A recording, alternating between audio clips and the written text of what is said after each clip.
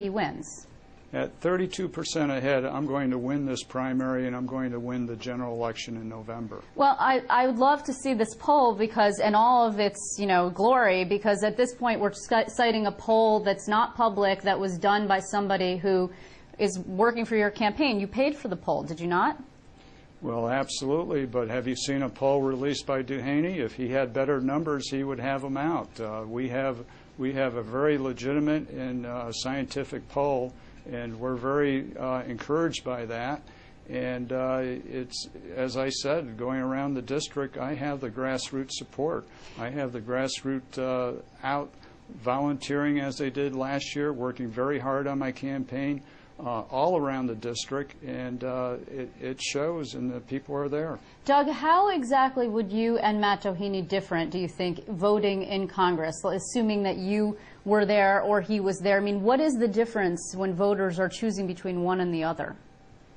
Well, besides the fact that he supported Didi Scazafava, and as we know, but that's not a vote in Congress, right? I mean, that's not anything that would have any bearing on the voters who are living in your district. I'm talking about the jobs bill, for example, or the health care bill. Sure. Well, the main difference between Matt Doheny and I is that the fact that I'm from Main Street and not Wall Street. I grew up in this district. I was educated here. I served in the Army. I actually trained at Fort Drum. I started my businesses in this district. I was married in this district. I raised 3 children who I also still live in this district. I have 4 grandchildren. I have my family and I, we run over 13 businesses in this district.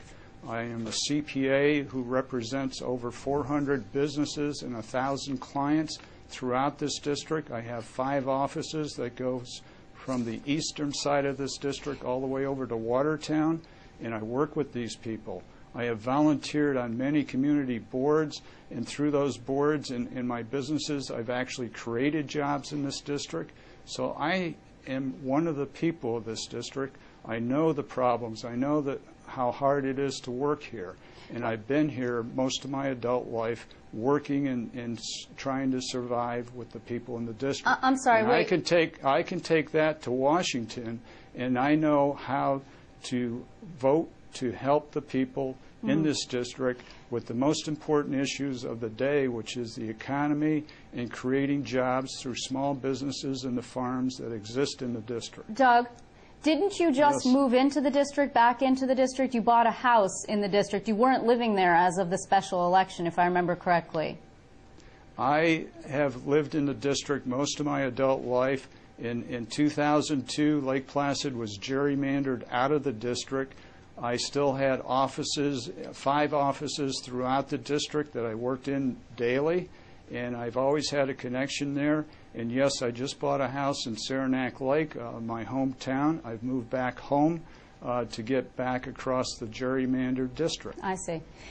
I'm still not clear exactly on where you and Matt Doheny differ on the issues. I understand that your backgrounds are different, but where exactly can you point to that you would vote differently than your Republican primary opponent? Well, I think that's a major difference, Liz, is that I've actually created jobs in this district, and I know what it takes to create a job in this district. But that's a major difference. But if you want a policy issue, one of the major issues is that I am pro-life and Matt Doheny is pro-choice.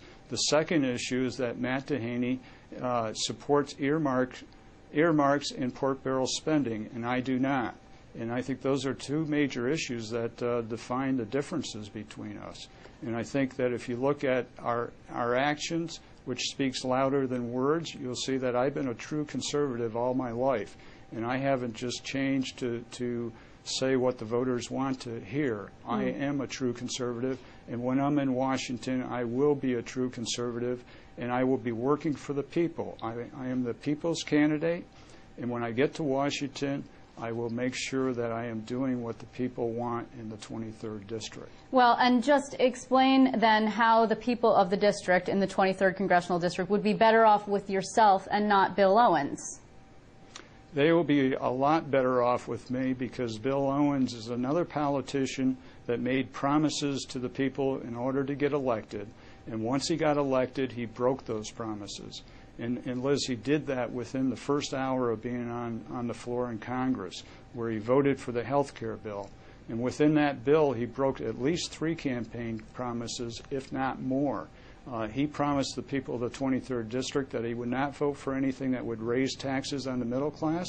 He would not vote for anything that would increase taxes for small businesses. And he would not vote for anything that would reduce Medicare benefits. And he did all 3 within 1 hour of being on the floor. And unfortunately, Bill Owens is exactly what I predicted last year. He's Nancy Pelosi's puppet, and he's going to vote for the Democrat agenda, which is spend and tax, and regulate. Well, we will be having Matt Doheny on the show on Friday to be answering some of your claims here, and we're scheduled to speak to Bill Owens as well, hopefully this week. In the meantime, I want to thank you very much, Doug Hoffman, for joining us.